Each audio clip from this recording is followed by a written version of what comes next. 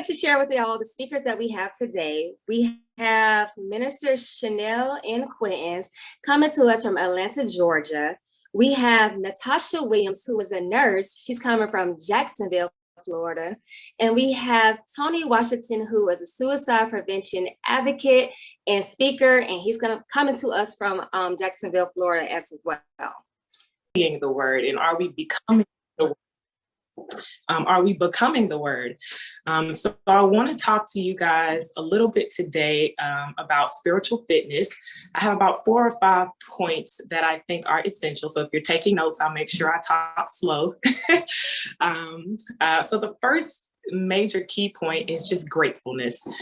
What I've learned as a Christian and as someone who has been through a few things, sometimes it's really hard to focus on the things that are going wrong, that we don't take the time to focus on the things that are going right.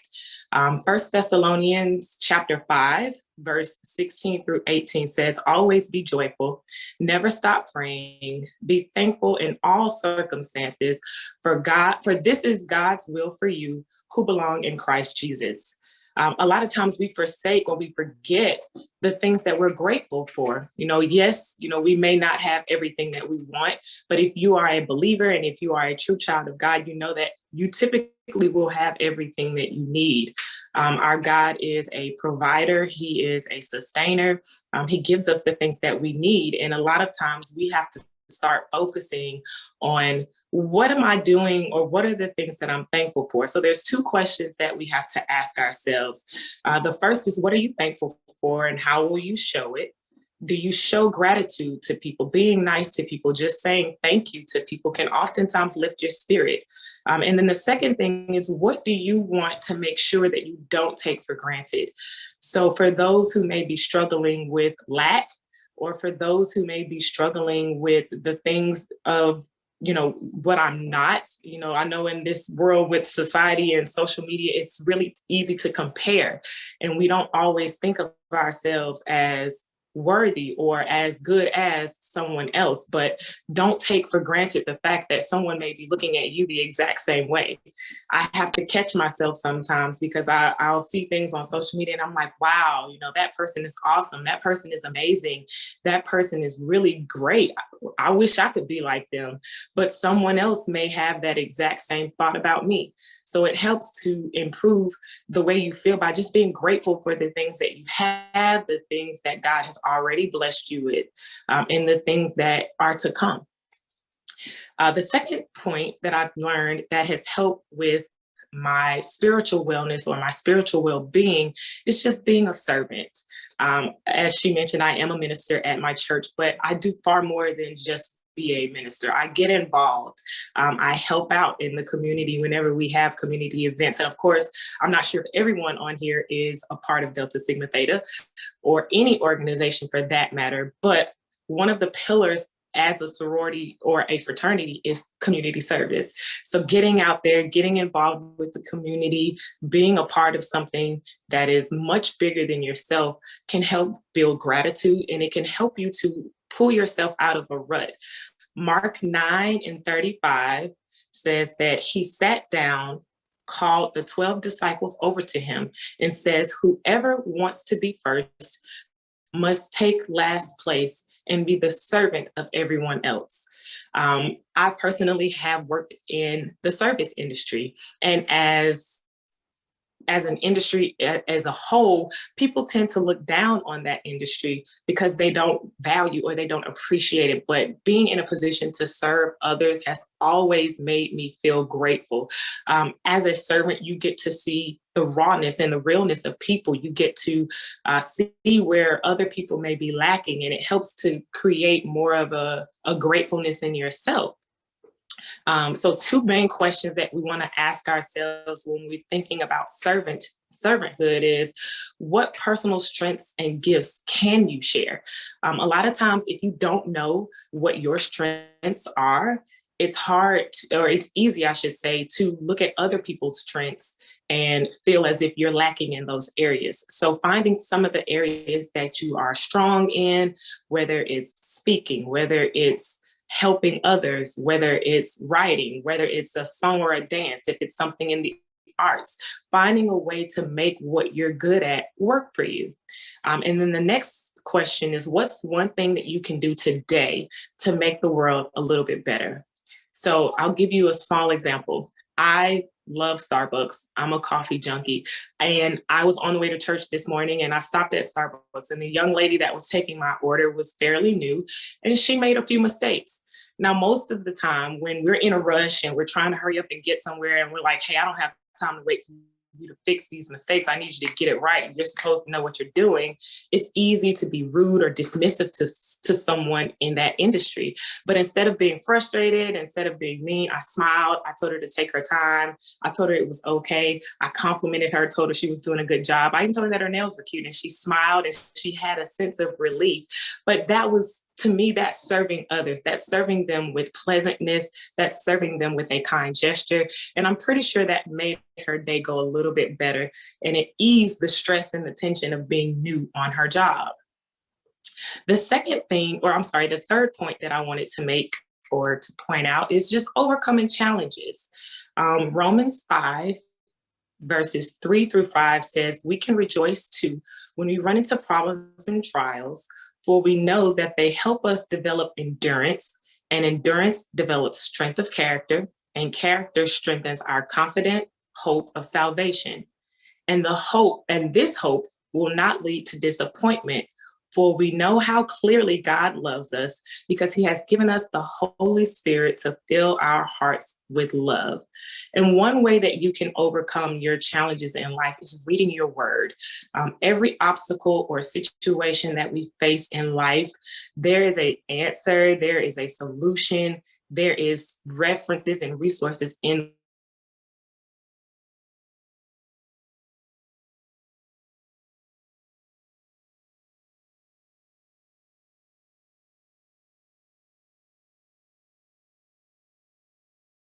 that same issue. And prayer, meditation, speaking with God, getting revelation, those are all things that help us go through challenges and help us to overcome them. Yes, it is written. I like that. Two questions that come to mind for me when I think about being able to overcome challenges is, what do you need to accept and where can you take action? So a lot of times overcoming our issues and overcoming our challenges require us to accept certain things that may not be good to us. If you're dealing with any type of issue, you have to accept that this issue exists. Being in denial, running from your problems, those things don't tend to help us overcome them. They just delay the resolution of them.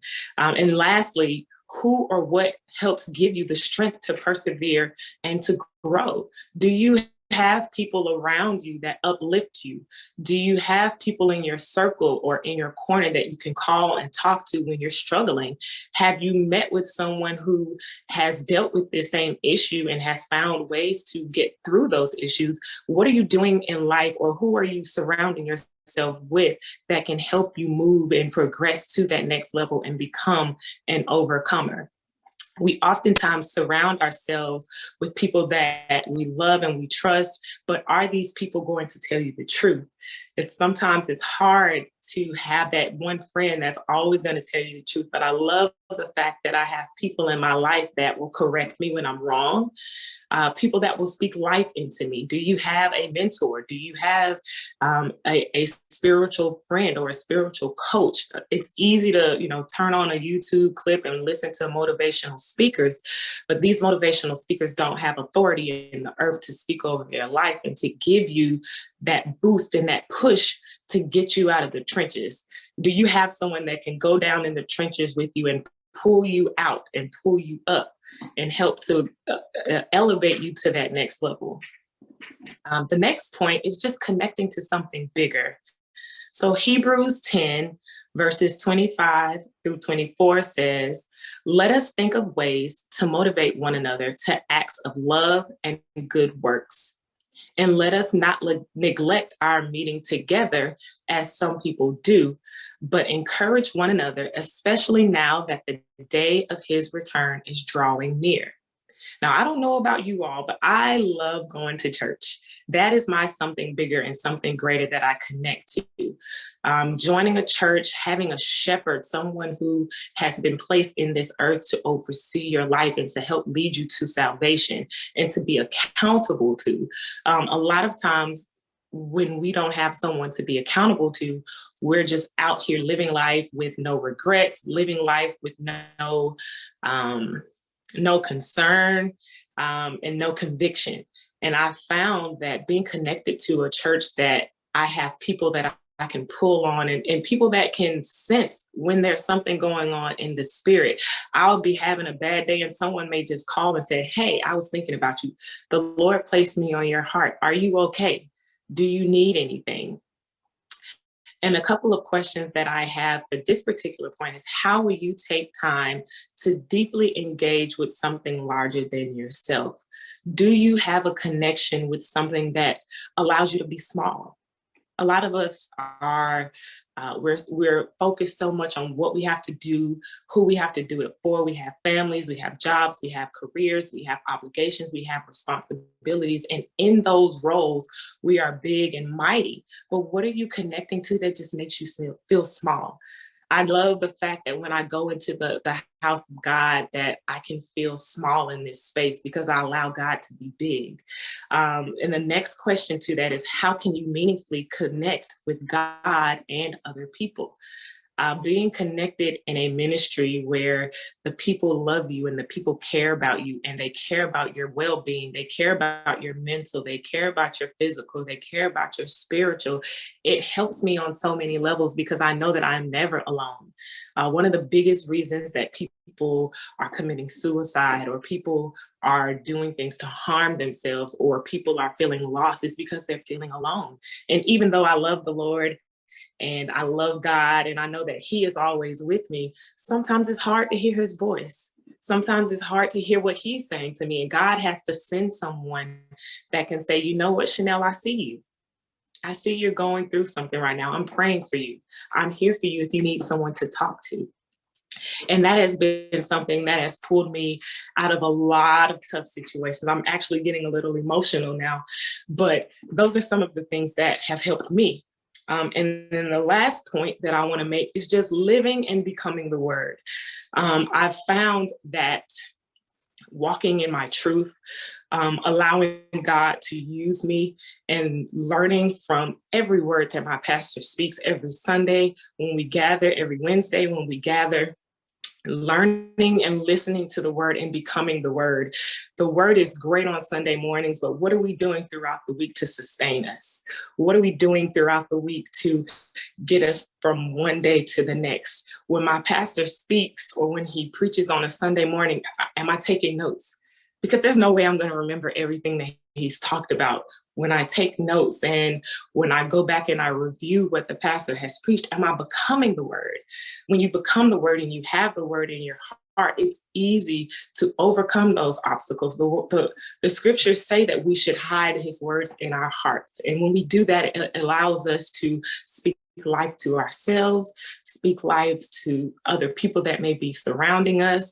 And it gives us the strength and the endurance to push through and to see ourselves through everything that may come our way. And that is all that I have for you, beautiful people. I thank you for your time. Miss Twanisha, I'm going to turn it back over to you. Listen, you are taking us to church this morning, okay? Definitely a beautiful message, and we just thank you for sharing your heart. We know you got emotional, but darling, let God use you, let him speak. He came all through you, and we're so grateful for what you share with us today. If you don't mind, I have a couple of questions for you and pertaining to our faith and our mental health. So, what are some stigmas that we are facing in the church when it comes to mental health and wellness? Like, what are some things that you've experienced, some things that you hear being a minister? Well, a lot of times I hear, let me tell you, I've heard so many things. Some of the stigmas I hear, unfortunately, I hear a lot of people, well, I don't have to go to the church to to get help, or, I could do it on my own. And one of the things that I always say is, why would you want to? Right. When God has given us his love, and God has given us his grace, and God has given us shepherds and people who he's placed in the earth to assist us, why would you want to do it on your own? Another thing that I see a lot of is people turn to, motivational speakers, or, and no offense to anyone, but slightly, yes, offense. People turn to, palm readers, or, crystals and herbs and sage and all of these different things. Those are some of the stigmas that we see that people, or I should say resources that people are using to try to stabilize or level out their personal and their mental health, or their mental space. And for me personally, all I can say is, God told us that he has given us a helper. That helper is the Holy Spirit. And if you've ever confessed with your mouth, and you said that the Lord is my savior, and you trust and believe, and you declared that the Lord is who he says he is in your life, then you don't have a need for those things. I personally have never saged anything in my life, but I have spoken life to myself. I have spoken over a situation. I have declared things.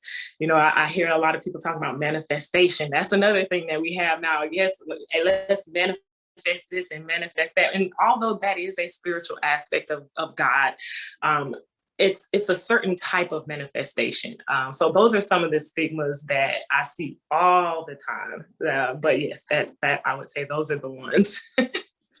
All right, so let me ask you this question. Now, this is something that goes on in particular with the Black community, and especially with those who grew up in the church. Yes. Back in the day, you tell people that you're going through something, and it's baby, just pray. And it's like, okay, I gotta pray, but faith without works is dead. I gotta do some more than just pray. So can you talk to us about the stigma in the church when it comes to like prayer versus therapy? I think that therapy is necessary. I will never tell anyone not to go to therapy, but the word is necessary also. And yes, God is amazing in all that he does, and he can pull us out of trenches like no one else can. But for those who may be babies in Christ, or for those who may not have the ability to hear God's voice, God made therapists, and therapists are okay to go to, but don't forsake or don't neglect the power of the Holy Spirit.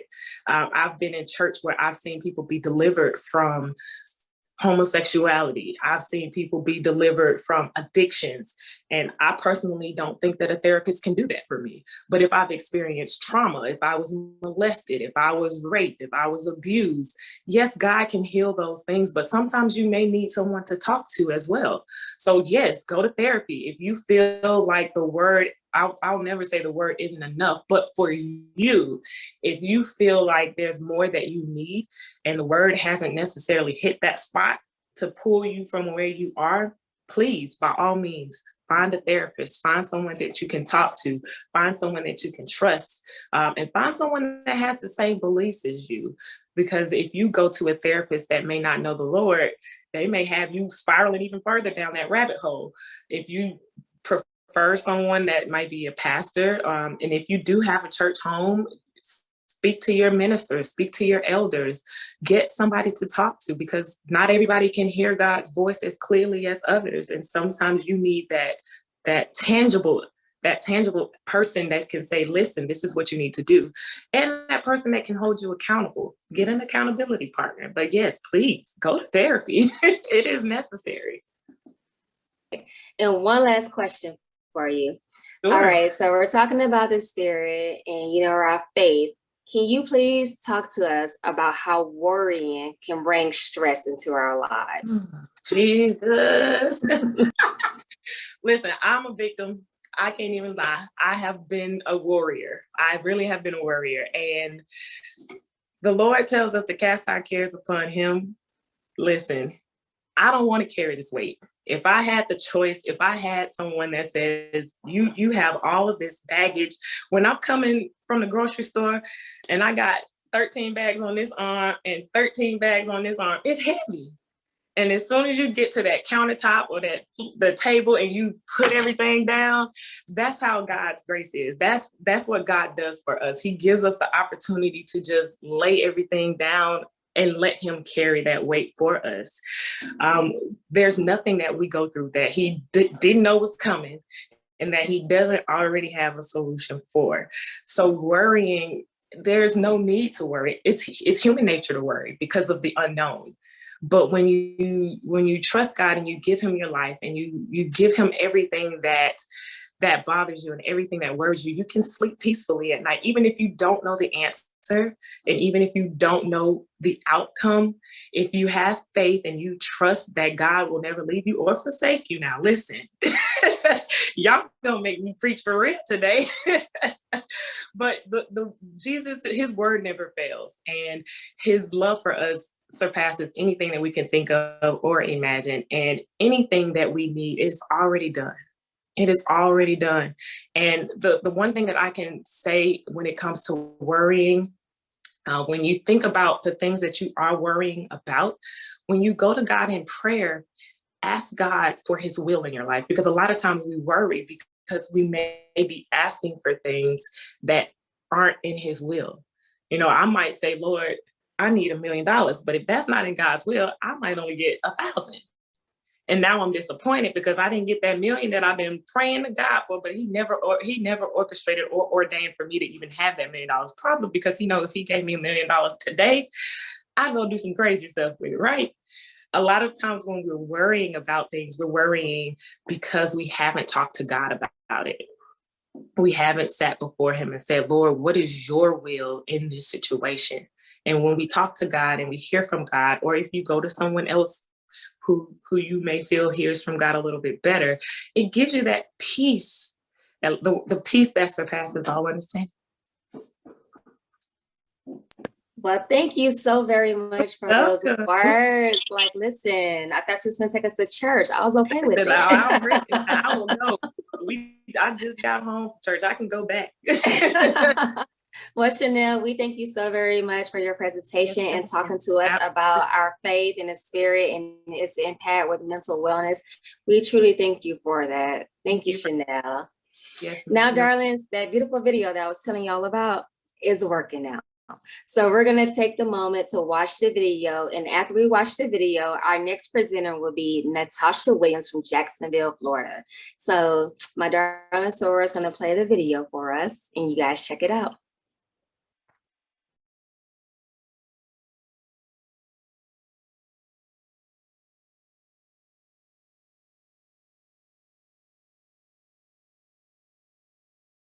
Amount of strength in the Black community to go through life and some of the stressors that you may experience as a Black person in America. You have to show a certain amount of strength. In the Black community, we reward strength, and then we have this limited view of what that means. Therapy is a strength. Crying and releasing it is a strength, because it's much easier to say, I don't want to deal with that. When you have to deal with the thing you want to avoid, that's strength.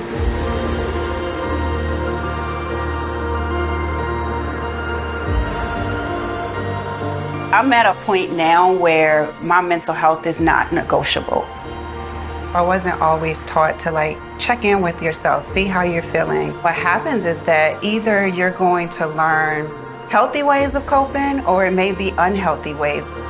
I grew up in Richmond, Virginia with my mom. I'm her only child, her best daughter. My father, we have a relationship, but most of my relationship throughout childhood was seeing him in a prison.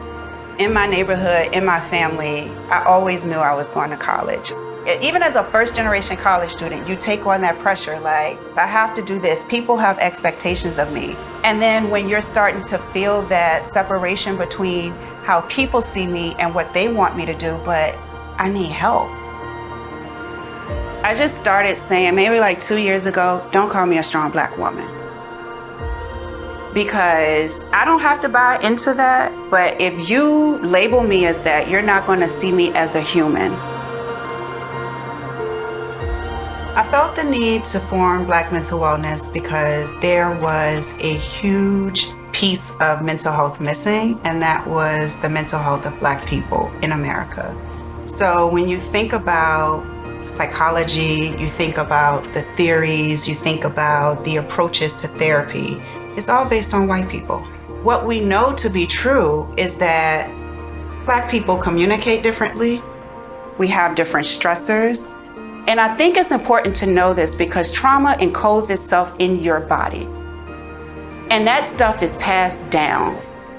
The stressors and triggers that are unique to Black people in America is like our whole existence in America, right? How do you show up? How is your hair? How are you dressed? That's so much stress, and that's not even the job. So when we think about the cultural shifts and changes, like the last 2 years or so, it just seems like it's now the in thing to talk about mental health, and it's the in thing to talk about Black mental health. I feel like educated Black people, they like to say like, oh, my therapist said. Every time you say that, you're normalizing that experience for someone else. All of those things breaks down the stigma and opens it up for people. Actionable steps that I share, I like to think about the start of the day. Can you wake up, even if it's 10 minutes earlier, where you can just have that quiet time to yourself? Another actionable step, find at least 5 minutes, go outside and get some fresh air. Because we're spending so much time in our homes or in these enclosed spaces. So many people think that therapy and mental health is for people who are sick. And I want them to know that mental health and therapy is for everyone. There is a space for Black people as it pertains to therapy, and that there's something that we all can gain from being a part of it.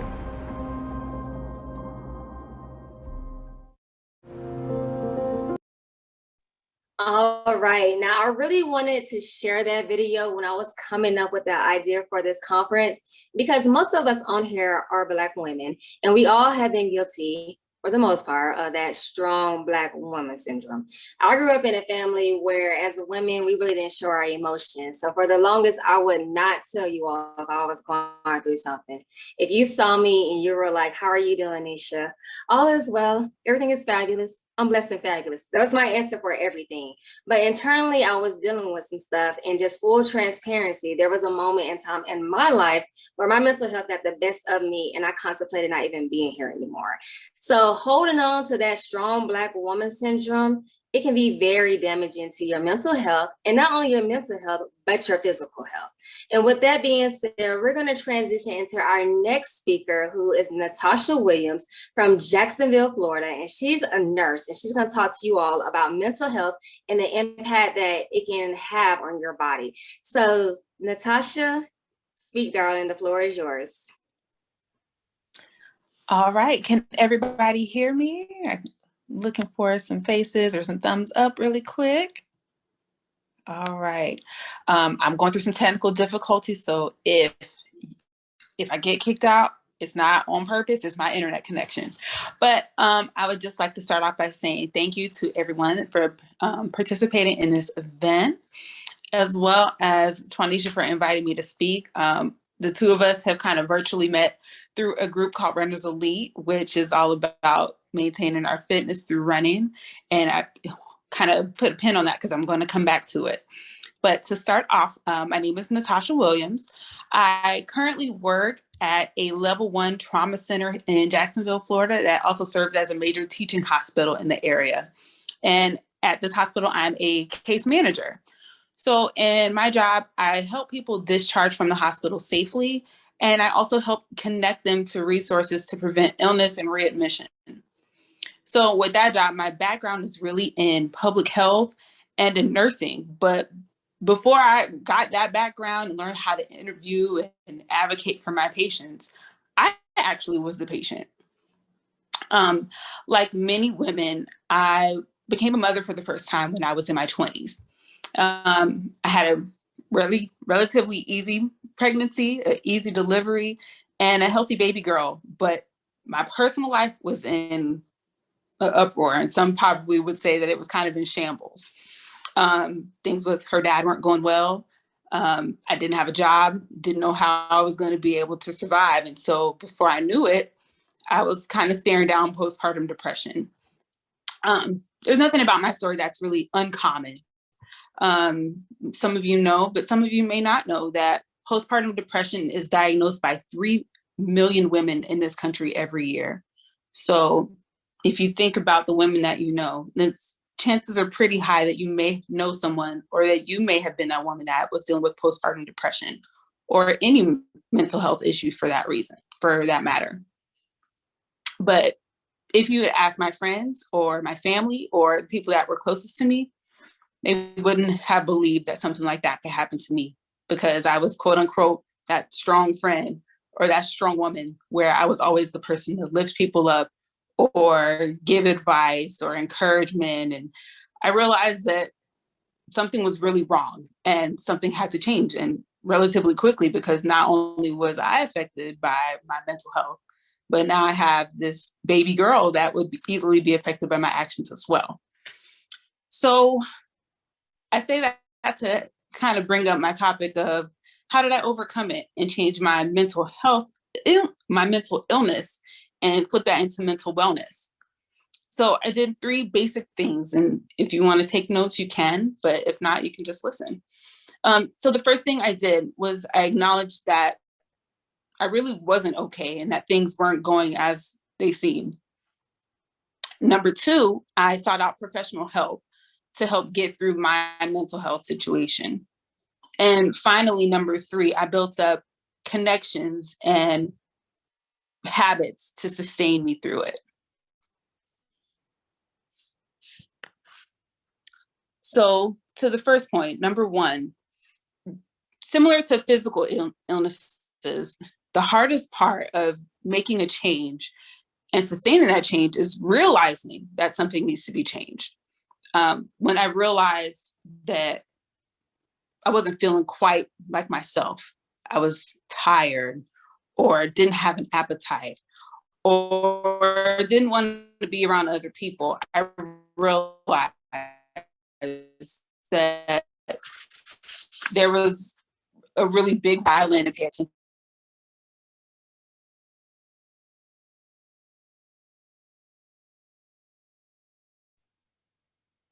And just like that, that's how technology works. She told us that she was having some problems. So you know what? We're going to see if she can come back on here in a few. But while we're waiting for her, to add to her point about, physical health and how it helps with your mental, she mentioned that we were in a group called Runners Elite. And physical, if you know me, I'm all about physical fitness. I love to keep your body moving. Staying active is probably one of the best things that you can do to keep your mind well. I feel like if you take care of your body, it will help take care of your mind. So if you're feeling stressed out about anything, get up and get moving. You don't have to be a runner like us. You can go walk, you can go jog, you can ride your bike, put on some Beyonce or some Marvin Gaye. We got different generations in here, and just dance and have a good time. But you get your body moving, it helps you out. Oh, look at God, she's back. All right, Natasha. All right. Did warn you, so I apologize. Really quick, just so I don't kind of skip over anything. Did you all hear the part about like my backstory and the 3 points I was trying to make? Yes, darling. Okay, fantastic. Okay, so not a lot got missed. Wonderful. So I'm gonna go back. So number 1, realizing that things weren't okay. Just like physical issues, such as say high blood pressure or wanting to lose weight or diabetes, the hardest part of making any type of change to your health is realizing that something needs to be changed. So with mental health, it's not as easy it's a little harder to kind of figure out what those symptoms are like. But I'll give my own examples. So when you realize that I'm always tired, or that I don't really have an appetite, or I don't really want to be around other people, like that was a red flag. And those are common mental health red flags. So even if you may not have a mental health issue, that's something that you could kind of look out for with your friends or close loved ones or coworkers even. But I say that, but even though I knew something was wrong, if a random person walked past me on the street or at church and asked, "Oh, Tasha, how are you?" My default answer was 2 words that I'm sure we have all probably used. "Oh, I'm fine." Knowing good and well, I was a mess internally. And so I say that to kind of touch on a quick point. Sometimes we hide behind saying that I'm fine, or that I'm blessed, that I'm too blessed to be stressed even. But if we hide behind those words, are we really dealing with the issues, or are we just kind of putting some wallpaper over it? I had a pastor of mine tell me years ago that you can't heal something that you hide from. And if you're not taking the time to check in with your mental health, your emotional health, what do you have?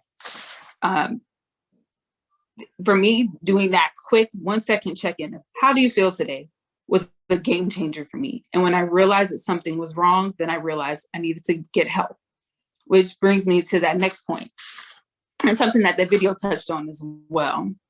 Once I realized that something was wrong, I decided to get professional help about it, or help for it.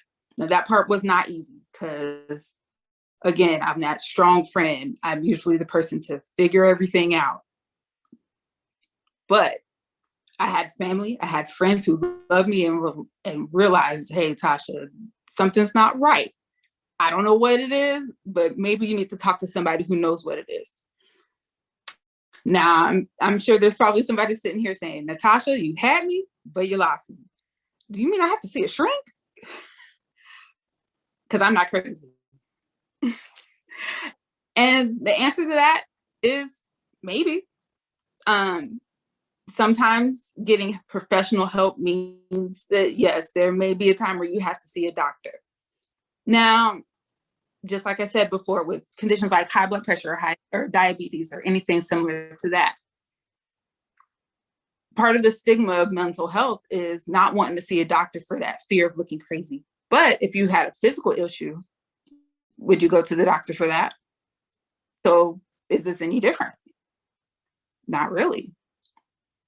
Similar to if you wanted to lose weight, or if you wanted to make a lifestyle change, would you consider maybe getting a personal trainer, or going to see a dietitian, or somebody that's really going to help you dial in on that goal? Going to see a therapist or a counselor is the same concept. Just like you would seek out somebody with that wisdom or that knowledge or that gift to help with a physical ailment, going to see somebody that has that background in psychology is no different. It's all about finding the right people that are in alignment with what you believe, because that is a big part, as well as finding someone who has that experience and that wisdom to know what it's like, or maybe not know what it's like, but that has the training to get you through it and show you ways to really dial in and fix that mental health problem is key. And for me, that ended up being a combination of both. And therapy is not always dealing with depression. Sometimes it can be simple as dealing with situations at work, boss that is really picking on you, or that you feel like might be harassing you, the kids that are driving you crazy and you don't have anybody to turn to, or that significant other that you love them dearly, but you just get tired of nagging them all the time and you want some ways to deal with it, and give you the tools to go about your day-to-day life. And finally, that brings me to my third point of tools. So my third point was really making those connections and finding healthy habits. So the biggest thing that I kind of discovered in that journey from mental illness to mental wellness was that, one, my life was just out of balance. And so the things that really sustained me and that I had to really develop was, firstly, building up my spiritual health. Whether going to church, for me, I was going to church, but then I wasn't doing some of the other things like my prayer life and building that up, building those friendships by getting into what my church calls small groups, or groups of women that we could really get together and kind of talk about some of those hard things and pray for each other, not just for me. And that gives you the sense of, I don't want to put it, being as part of something that's bigger than you, but still having women that you can lean on in a way that they're not going to judge you. They're going to love you for who you are. Second was building up that physical health. And this is where the running comes in. For me, it was running. It was getting in the gym. It was kind of working on my physical health. And scientifically, there's a lot of research that supports being active and being better for your mental health, because it releases chemicals called endorphins that are like those feel-good chemicals. So for people who are facing addiction, for example, doing exercise or doing things that move your body helps release those same chemicals as people who are facing addiction might get from when they get their fix of whatever that might be. So it's just twisting the dynamic from something that is not healthy to something that is. The next thing that I did was really work on those connections that I had with my family and friends. And in your case, because you are all members of the same sorority, building the connections that you have within your sorority, getting out and serving the community, going to functions that help build you up and lift up each other. Because as Black women, sometimes it's easy to feel like the world might be against us because we are Black women. And then finally, and for me, this is a big thing I did for my mental health was if I was in a situation where I felt like I really could not get out my frustration or what I was feeling, I would journal. And for me, my journals would be letters. Sometimes it would be prayers that I would write out. And sometimes just getting it out, even if I had no intent of sharing it, if I was in a moment where I'm feeling down or where I'm feeling angry or didn't know what to say, I could put it in that journal. And even if at the end of the night, I ripped up that piece of paper and threw it in the trash, at least it's not up here. It's not something that's just chewing away at you little by little by little to where you feel like you can't get it out. Because ultimately that is what those mental illnesses do, especially depression. It just makes you feel like you're less than, or that you're not quite enough, or that you're always comparing yourself to somebody else, wishing that you could be in their shoes. So I say all of that to say that my own journey with mental illness and going to figure out how to be mentally well or emotionally well helped me advocate for my patients who may be in the darkest moments of their life, and seeing, okay, well, I've been there. So let me kind of throw out the lifeline for them to realize that there is another way to get through their physical illness or even their mental illness, because I deal with patients of all types. Yes, a lot of mine have heart attacks or open heart surgery, but sometimes I have patients that are in car accidents and now have missing limbs and don't know how they're going to see it through, because it's such a major change. And that is exactly how I give back. And that's one of the things that I really enjoy. So I'm going to yield the floor because I don't like to talk too long and I'm actually getting a little emotional. But if you have any questions, this would be a great time to ask. Well, thank you so very much for sharing your story with us. Don't worry about getting emotional. I feel like emotional is just like you are letting us get to know you and be with your journey. And we thank you for that vulnerability, because a lot of times we don't want to share what we're really feeling and what we go through, but you showing your emotions, you letting us know that you're passionate about what you're talking about, and we are receiving the blessings of you being passionate. So thank you for what you do, Natasha. Thank you for your story. Thank you for your testimony, and just thank you, because you don't know who you blessed with this. I do have a question to ask you, though, coming from a medical point of view. So I shared with you, darlings, earlier that I had some issues in my life to where I felt that I didn't want to live anymore, and it was all health related. Back in 2014, I was doing fine one day, and the next day I woke up and I literally couldn't get out of bed. My husband came in there and he tried to get me out of bed. He tried to move me. Everything from my neck below was basically like partially paralyzed. I was medevac to the hospital, and then there's a series of tests and a whole bunch of stuff going on, and they were like, we don't know what's wrong with you, but something's wrong with you. And it was to a point to where the doctors didn't even know if I was going to live or not. I couldn't walk. I was confined to a wheelchair. And being somebody who was in the Army at that time and super active, it was very hard for me to go from being active to being basically in like a state where I couldn't move. And of course, that played with my psyche. So being a nurse and you're dealing with patients, what is your advice or what are some of the experiences that you have seen with patients who are going through something traumatic in their lives with their health and how that impacts their mental health? So, there's a lot to unpack there, but there actually are quite a few conditions that are really affected by our mental health as well, and then they kind of connect. And one of the conditions I am thinking of are seizures, and those are the patients that I took care of the longest because I used to be a seizure and stroke nurse for about 3 years. And so having an illness like that can be debilitating because not only are you having these episodes where they can come out of the blue, but then it also restricts your day-to-day life. And it's very common to see a connection between seizures and strokes as well, and being depressed because it kind of changes your life.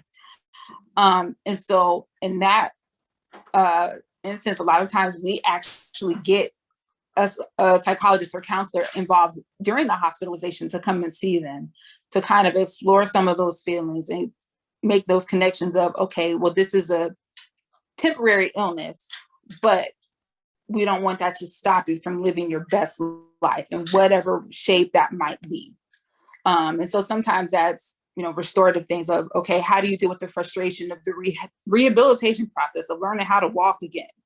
And then it could be dealing with some of those emotional triggers of, well, I may not be able to get up and be active and go dance like I want to, but here's some other things that you can do in the meantime.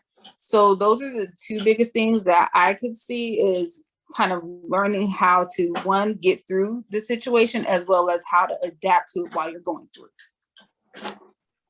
Thank you so very much for that. And I will say during my health journey, it was the nurses who really, really, really helped the darling out or whatever. The doctors come with all the bad news and the nurses came and was like, let me help you feel better, darling. So thank you for what you do as a nurse. And I'm pretty sure your patients are super blessed and tremendously happy to have you. And we thank you for sharing your information and your time with us today. Thank you, Tasha. Thanks for having me. No problem. And our next and final speaker is going to be Tony Washington. He is coming to us from Jacksonville, Florida. He's also in the health profession as well, but he is not speaking to us from a health point of view. He is a suicide advocate and speaker, and he wants to bring awareness to suicide. Now, when it comes to mental health, one of the things that we don't talk about a lot, especially in the Black community, is suicide. Suicide rates are going up within the African American community. Me being a veteran, we see a lot of it in the military as well. And it's kind of like that taboo talk there, like we can't discuss it, we can't talk about it. But in recent events, there have been several suicides that we've known to happen publicly with celebrities or on a public platform. And I feel like it was very important that we had somebody talk to us about it today.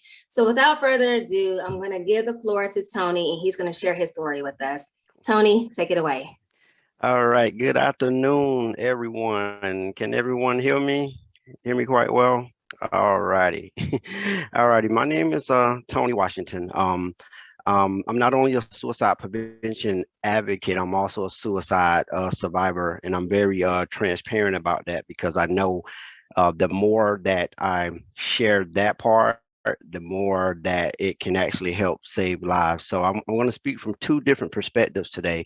One as a survivor and also the suicide advocate. And I'm going to start with the survivor story as well. I was one of those kids who started doing a sport very young. I ran track and field since the age of 6.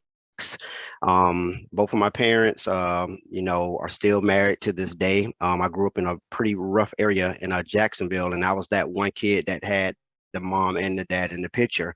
Unfortunately, I had to work a lot. So I was running all over the country, sometimes the world, from the age of 6 all the way through high school. I really can't even tell you a summer that I had home because I was running but I liked it. It was something that I enjoyed, and my parents put all types of money into making sure I was participating and had all the elite stuff I needed to get to the level that I was blessed to get to. So fast forwarding to high school, track and field pretty much became who I was, and it was all I knew. And in my mind, it was all people knew me as.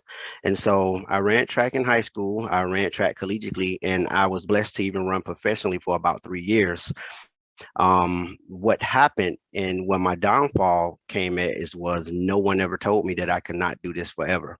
I was never told that track and field could be very temporary with a pull of a muscle or a pull of a tendon or a tear of a muscle and things of that nature. So I was preparing for the 2008 Olympic trials at that time, and I ended up tearing my hamstring. And track and field was pretty much done from that moment on. And my life began to kind of spiral out of control because the one thing that I did and I did well, I could no longer do, and it was who I was. It was all I knew. So I ended up moving back to Jacksonville, running professional track and field. We did make some pretty decent salaries, so I had the financial means to be okay for a while, but eventually the money went away as well. When I moved back home, the first thing I would do, people would see me home, and the first thing they were saying, "Hey Tony, when is the next track meet? Hey Tony, how's track going? Hey Tony, when next time we're going to see you run on TV, et cetera, et cetera." Not never how Tony is doing. Hey, what's going on new in your life? It was just track, track, track. Eventually, me knowing inside I wasn't running, I was doing what most people do, especially Black men and women. When you're dealing with something, you hide it. Every time they ask me, "Oh, it's going great, man. I have a meet next month." Yeah, going great. I have a meet in 2 months, knowing that I didn't have a meet coming up and track and field was over. Um, the one thing that started to happen was, I would say, name calling. Now, this wasn't a bullying type thing. It was something that us as African Americans do all the time at family functions, and we do it unconsciously. Most of us don't realize that we're doing it, but your loved one come in and we say, "Ooh, girl, you getting big. Oh, boy, you getting chunky. Oh, you getting healthy." Tony was gaining weight because remember, Tony was not running anymore and no one knew. But it kind of exposed itself. So I literally went from, I would say, 180 pounds to about 296, literally over 100 pounds of weight gain. And people begin to see it in the comments. "Boy, you're getting fat. Boy, how you running that weight? Boy, look at you." And of course, I'm just shaking it off. "No, I'm all right, man. I'm all right." And going through that and hiding the fact that the track and field career was over and the weight gain was coming. I wasn't working out. I wasn't really able to run because I didn't rehab that well with the injury. I turned to alcohol and life began to spiral out of control even more. So before I knew it, I was drinking heavily, still had quite a bit of money to spend and blow. So I was still living the lifestyle that people, would see being a professional track and field runner. And then the alcohol eventually took me to depression. I really think that played a key part. And one night, I recall getting so intoxicated to I was driving around town, literally drinking and driving, and I hit rock bottom literally in one night. Drove my car to a place where my friends hung out at. It was an old exotic car dealership one of my friends had. I drove there. I would say it was about 3 o'clock in the morning, and I was so gone till I went there because I was looking for someone to talk to. I was tired of hiding, and I had one friend that I trusted enough to say, "Hey, I need your help, man. I don't know what I'm gonna do, and I really don't know who I am because the only person that I know is all I know is track and field, and I'm so used to people knowing me as the track athlete till I could no longer. I didn't want to disappoint people because who am I without track and field? I mean, I was lost. No one was at this place when I got there. Somehow, again, alcohol is involved. I end up jumping a fence and looking around, screaming for my friend's name, and he was not there. And I remember passing out because I'm drinking so much. Before I knew it, I woke back up thinking that a car was mine, and it wasn't. I tried driving off in a car that was in the exotic car dealership where they were hanging out at most of the time. get in the car, try to start it with a key that doesn't even belong to the car. Couldn't even crank up the car. And I began just beating myself up in the car, saying, "Wow, I can't even crank up my own doggone car." I did carry a weapon with me at the time, all the time, everywhere, because the type of city that I live in. And before I knew it, I just pulled out my gun and I put it to my head, and I actually pulled the trigger, and I passed out. I woke up I would say maybe around about 7 a.m. that morning, and my friend was knocking on the window, like, "What are you doing in this car? And what are you doing with a gun in your hand?" And me waking up thinking that I had already killed myself. And I'm like, "Well, this is not heaven. This is someone knocking at the door. What is going on?" Come to find out, I'm only here because of a 2 centimeter firing pin in my gun did malfunction and it didn't work. And so the irony part and the crazy part about it is once I got over that situation, I spoke to my friend. We spoke with my parents. Of course, my mom and dad, they took my weapon from me, things of that nature, because they realized, wow, you were going through something that we didn't even know about. 7 months later, me and my dad ended up at the gun range, and we were putting my gun in the shop. And come to find out, that gun fired perfectly. So I personally believe that God kept me here, divine intervention. I mean, someone came down and that gun did not go off, and I'm still here as a survivor. So I had to recognize, number one, that I had the issue, and then I also had to accept the fact that, hey, it's more beyond track and field. It's more beyond a sport. It's more beyond the titles that we carry. Because sometimes as individuals, we get these professions, we become a part of different types of things, and we allow it to define us. But when it's taken away and you're no longer defined as that, sometimes you don't know who you are anymore. And here I am at the age of 40. I can comfortably say I really didn't meet myself till I was 32 years old. I didn't know who I was because I was defined by something else. And so now, as a suicide prevention advocate, I speak to a lot of athletes that are going to college, a lot of athletes that are defined by these sports. I speak to a lot of parents that are putting their kids in sports. And I wish that I had someone, I would say a long time ago, that would at least had told me that, "Hey, Tony, track and field is good, but it's not you. It may be what you love, it may be what you're good at, and it may be what people love you for. But eventually, you're not going to be able to do that anymore." And after getting professional help, that was one step that I took. I realized that I was dealing with something that a lot of NFL athletes, a lot of collegiate athletes, a lot of high school athletes deal with after their days are over doing something that they love. I also found out that a lot of famous athletes deal with this when the stage is no longer there, when you're no longer standing in front of people and they're cheering for you anymore, and the spotlight is now off you and it's on to the next person. And I was found out I was dealing with something at a much younger age when what some people deal with mostly at a higher age. So the car that I was in, going back a little bit, the car that I was in was a old school Maserati. So I have this nickname that I call myself around Jacksonville is Tony Maserati, but it has really nothing to do with driving a Maserati. I keep that nickname even all on my social media accounts, things of that nature, because every time I see it or every time somebody says it, it takes me back to that moment of what I survived. And now being a suicide prevention advocate, and I work the suicide hotline, I would say at least 3 times a week.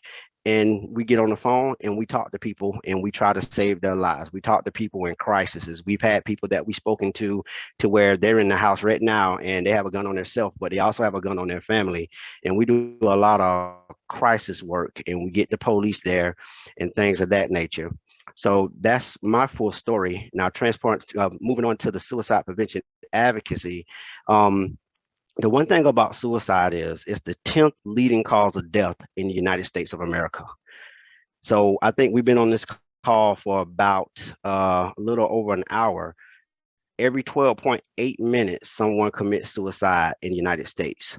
But suicide is not reported how a murder or a car accident would be reported on your news. Most of the time, we only hear about suicides when it's a celebrity attached, or as a child of a celebrity, or is something that had mass casualties, but they happen quite often. Another stat is that 90% of those who die by suicide have a diagnosable mental health condition at that time. They have a mental health condition at the time that could have actually been cured, but they didn't get the proper help. Over 132 Americans per day commit suicide. 132. Men die by suicide 3.6 times more than women, and women are actually 1.4 times more likely to attempt a suicide. In between the ages of 10 to 34 is the second leading cause of death, and it's the fourth leading cause of death for people from the ages of 35 to 54. It's very scary to see that there's more people dying of suicide than heart disease and HIV. Those are the new statistics that came out 2021 and 2020. It really didn't move that well. And so the one thing I would like to recommend to everyone that's on this call, that definitely if you have children, or if you have, mentors or mentees, and you see that they're involved in something, but they're getting attached to it, be that voice just to say, hey, this is good that that's going on, but I want you to know that you are more than what you're doing. There's a life after that. Don't let that define you. I think in the Greek world, I think you all have a saying, you saying, hey, I make the letters don't make me. I allowed track and field to do the totally opposite of me. Track and field made me, and it almost cost me my life. And that was just a sport. And it was because that I was getting so much love from it. And I was afraid that people would not love me if I did not do that. And a lot of people won't admit to that, but there's a lot of people in this world that are attached to titles and things of that nature, and they don't know what they'll do if it was taken away. And so the other thing that I do recommend as well is to also to stay active. Again, I'm a part of the running group as well. Miss Jones and Miss Williams, we're part of the same running group. Now being a part of that running group has helped me, not only lose a lot of weight, but also, help me with my mental health. To this very day, I still go to therapy. I have to go to therapy every single Saturday morning at 7 a.m. To this day, I still actually suffer from depression, but I have better tools now. I have what I wish I would have had when I was 10 years old or 15 years old. And I know a lot more, and I understand what I'm going through, and I'm no longer in denial of it. And if you all don't have any questions, the floor is open if we have any questions.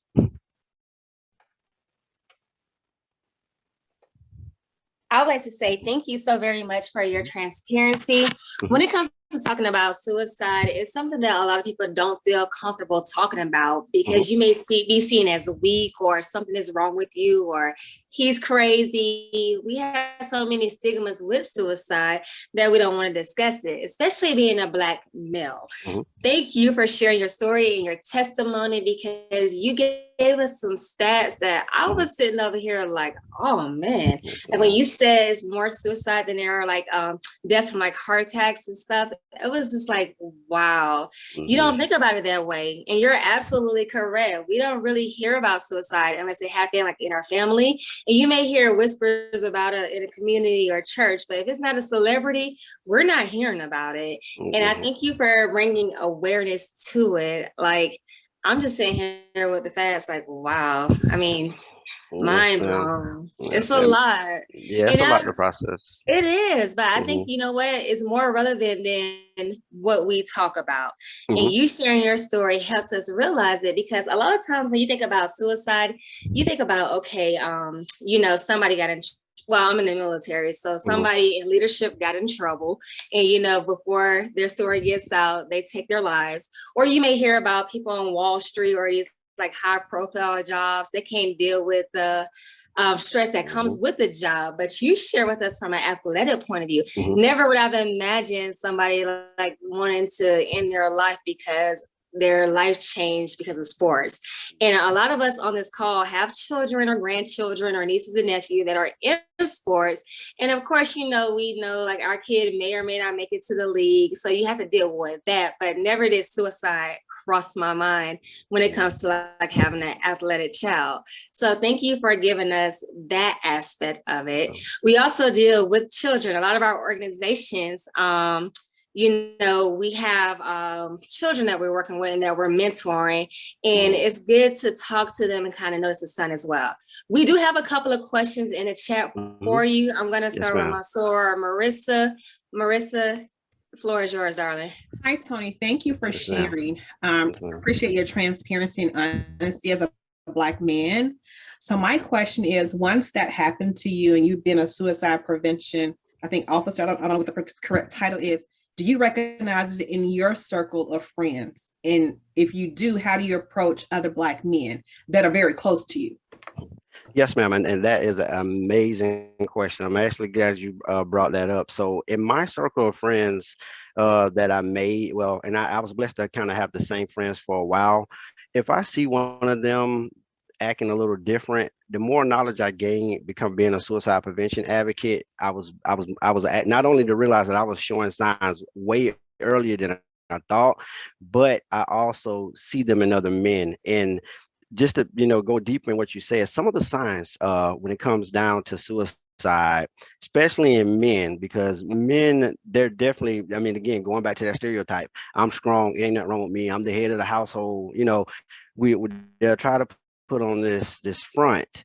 But if you watch their activities, if you watch them like a sign of feeling of hopelessness, a loss of interest in daily activities, appetite, weight changes, sleep changes, getting angry, or being real easily agitated. And that's one thing that's real big in men: anger, but easily aggravated by things that normally someone would shake off. A loss of energy, reckless behavior, concentrating on the problems, and also too, body aches for no reason. So with my circle of friends, I had one friend, he was going through a divorce, and it was hard on him, and you can already tell that it was, but he was trying to hide it. And he was one of those guys, we're going to have a divorce party once it's finalized and everything. And come to find out, he was literally very depressed, more depressed than he actually showed us. And one day he fell off the face of the earth. He stopped picking up his phone for about, I say, 2 days, which is very normal. So we went over to his house to check on him, and believe it or not, his front door was cracked open. We walked in there and we found this young man passed out in his own vomit from alcohol poisoning because he had been drinking his feelings away in private. And we knew something was wrong. I knew something was wrong as well. So I was calling constantly, keeping him in that phone rotation. Let me call him, check on to see how he's doing today. So the one thing that I do within my circle of friends and the signs I look out are some of those 10 signs I just named, because no one is really going to admit it because everybody's afraid of being weak. So you have to watch the habits. We know our friends, we know our family. So you have to watch those small things that change. And then when you see them, just call and check on them, let them know. I've gone beyond the point to where a friend of mine called me and her boyfriend was, going through something. He wouldn't pick up the phone. He wouldn't answer the door. I told her to call the police. The police will come to do a welfare check on that person. And if they see that that person is suffering from a mental crisis, they will have them Baker acted so they can get the proper help that they need at a local hospital. So that's definitely some steps I would take. Yes, ma'am. Again, some more gems that didn't think about, but you really, touched some stuff. Thank you for asking that question. Do we have any more questions for Tony? I have a comment, Sarah. Thank you so much, Tony, for sharing. And I just had one of my best friend, almost sister, first cousin's son commit suicide. Oh, no.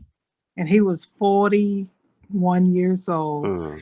And he actually sent his mom a suicide note by text and basically said he had been depressed and he struggled with mental illness. And he basically said to her that there was no love that could satisfy him on earth, and he had to go to that eternal place to get that he couldn't get here.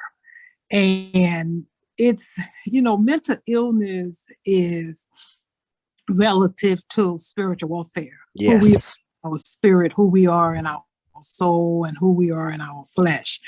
And you find that kind of depression, doubt, mental pain, and what have you, really cause you to go, into that place of doing self-harm, or trying to numb the pain, or trying to fill the void of no longer being the track star, no longer being a celebrity. No, it's a process that you constantly have to be aware of those things that come up against you, that try to take you out. And I right now I'm dealing with that loss. I'm dealing with that pain. And I'm dealing with I heard all of those numbers like you talked about, every right, just the last 90 minutes since we've been on this call, how many people have committed suicide. Yeah. And I go back to Natasha, what she was saying earlier about people will ask you, well, how you doing? How you doing? Your natural mask facade is going to be, oh, I'm fine. I'm blessed. I'm good. But you know what? We've gotten to a place in the circles, that I pray in, and I work in, and I serve in. We've gotten to a place where we ask, how is your head? How is your head? Not just, in the spiritual sense, not just I'm blessed, and as Chanel said, spiritually we wanna put, say pray about it and all, but you know what? It goes beyond that. You got to know where are the people you love? Where are the people God has put in your life? Where are they mentally? How is your head? And I ain't talking about your braids or your hair or your girly twists or whatever, however hairstyle you want. I'm talking about how is your mental wellness. You know what I'm saying? And when this thing happened with my first cousin best friend last week, my husband, the next day he was like, Laura, how is your head? How is your head? And and honestly, I was like, I'm in a crisis. My head ain't good right now. Nobody knows how to deal with this kind of pain, this kind of, this kind of where this child has, and he did it with a gun. He blew his brains up. And it was just like, okay, God, what do we do with this kind of stuff? Yeah, it pushes you to a very dark place, and you get to that point of hopelessness. And I go back to what you said when he said in that letter, and he said that I don't feel that the love that I'm looking for, I can get here. And we talked. The one thing that I was doing when I was sitting in that car that night, it was honestly somewhat similar. I was literally talking myself, trying to convince myself that I don't want to be here no more. I mean, and when I tell you, I don't know the Bible verses, and I can't quote them the best, but I am a firm believer in God. I think a lot of things, and I look at it from another perspective now as well, that the devil is busy too. He is working. And one of the ways that they're finding out is he can get into your head. And sometimes when I tell the story, I tell people I really think that was the devil talking to me. That wasn't me. That was him talking and trying to get me to do something silly and take my life. And I'm so glad that God stepped down and helped me during that moment. But you get through that point of hopelessness, and it's so scary. And I think that's one thing that you could be struggling with, is to how lonely could this young man have felt during that time to just want to do that. And it's how do you deal with it? And the one recommendation I would say is we just gotta we have to watch each other. Like that new thing that you're doing, how you saying, hey, I asked you, how's your head today? Not just how you doing, how's your head? I have something similar to where I walk up to people and I do it at work. I say, hey man, how you doing? Oh, I'm doing fine. How you feeling on the inside today? And if you say fine, I'll be like, okay, but if I get a sense that it's not right, I'll pull you to the side and I separate you from the norm. And I sit down, look at, I say, hey man, look me in my eyes. How are you doing today? And then believe it or not, maybe I say maybe 2 out of 10, because some will still fight it. Maybe 2 out of 10 and say, hey man, not so well. And then I say, talk to me about it. And then I sit there and I find myself doing a lot of listening. And as a suicide prevention advocate, when they train us, that's one of the things that they train us to do, to listen. Because once that person starts opening up and they get that comfort, because the more you listen, the more that they can bring out, you're going to become what we call like a positive outlet. And then they're going to let it out, and then you're going to be able to get them help. And I tell people all the time, it's nothing wrong with needing help, because I have a friend 2 weeks ago was Baker acted. People were he was ashamed, man. I was Baker acted. It's in my medical record. Well, now we have a medical track record of you needing help. Just like some men don't like going to the doctor, you have to develop a medical history for the doctors can know the next step to send you to, for we can get you some professional help.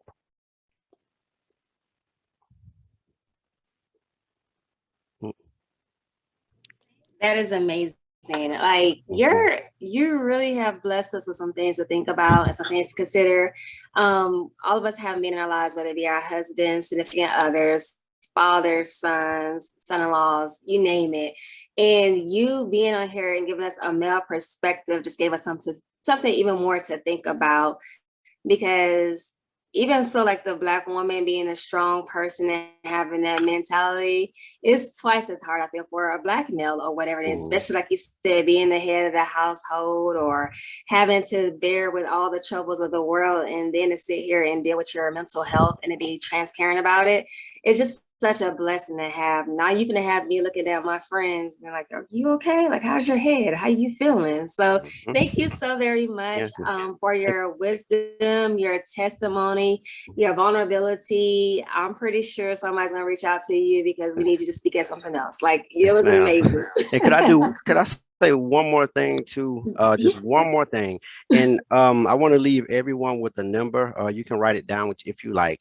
If you know of anybody in your family that's going through a mental health crisis, and you're scared and you don't know what's going on, and they're willing to talk, please write down the National Suicide Prevention Hotline number. It's going to be 1-800-273-8255. That's 1-800-273-8255. Because if the person is not displaying, aggressive behavior and is not, acting too abnormal, some people do need someone to talk to. And some people are willing to talk. They're not as far gone as some, to where you would probably want to call the police and send them to the house to do the welfare check, or you want to send them to the hospital to get them admitted for evaluation. So if you feel you have a person that's, they're getting there, but they're not too gone, give that number a call and we'll be able to connect you with some resources and help you out. Well, thank you again for that information. Thank you for that number, and we'll make sure we share that with our loved ones, because it's very important to people to know that there's a community out there. All they have to do is just reach out and somebody's willing to help. So thank you again for all that you do, and thank you for your information. Just very insightful, your wisdom. We're grateful. To all the presenters, thank you all so very much. So there were 2 other presenters who could not make it today because unfortunately life happens, and I pray that you guys keep their families in prayers. Both of them lost loved ones this week. They were going to speak to us about, they're going to talk to us about nutrition and physical fitness, but unfortunately they couldn't be with us today due to losing some loved ones in their family. So let's keep them uplifted in prayer. And as they're dealing with that, we pray for their mental wellness as well, because losing loved ones, as we all know, is a very hard thing, and it's definitely difficult to deal with, and it can definitely play with your spirit and your mind. So to everyone who came today, I just want to say thank you all so so very much. Before we get ready to go, we have a little surprise for those who joined us today. Yay. So thank you all for registering, and we're going to raffle off 2 gifts. It's going to be a nice wellness gift for you all. And we're going to spin names to everybody who registered, and we're going to give out 2 gifts. So 1 second, I'm going to be Vanna Black real quick. All righty. So go ahead, Sora, and spin that wheel. Let's see who's going to win. If it lands on me, y'all, it wasn't my fault. Oh my gosh, my thing is blurry. Who is? Oh, Kelvin. Well, thank you for registering. We're going to make sure we get your information, and we're going to send it out to you. So that's for Kelvin. And we're going to spin one more time.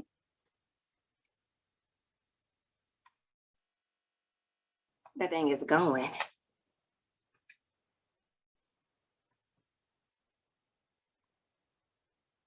And for Dawn, does it say Dawn? It's blurry on my side. We're going to make sure you get your gifts. So thank you all so very much for registering and attending our conference.